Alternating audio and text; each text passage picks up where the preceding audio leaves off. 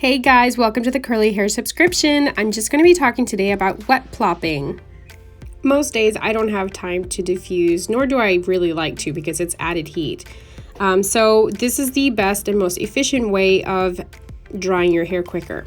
All you're going to need is a cotton t-shirt, and that's literally it. I fold down the top just because it's a little bit easier. Once I lay my hair down on there, I make it as tight as I possibly can. I wrap both my sides underneath, and then I grab the sides that are hanging and pull that over to the top. It doesn't have to be tight, doesn't have to be perfect. It just needs to be able to efficiently dry your hair as long as it's covering the entire thing. I typically leave my hair up in this wet plop for about 15 to 20 minutes. I usually shower afterwards and then apply my makeup, and that usually gives my hair enough time to dry.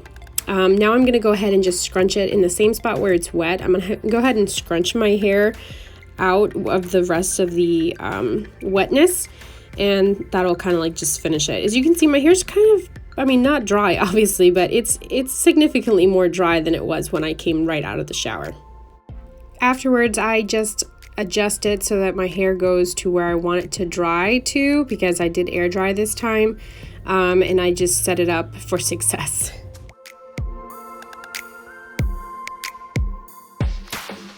That is wet plopping. Until next time, guys, this is Rachel with the Curly Hair subscription. I hope you subscribe for videos that are coming up next. See you soon.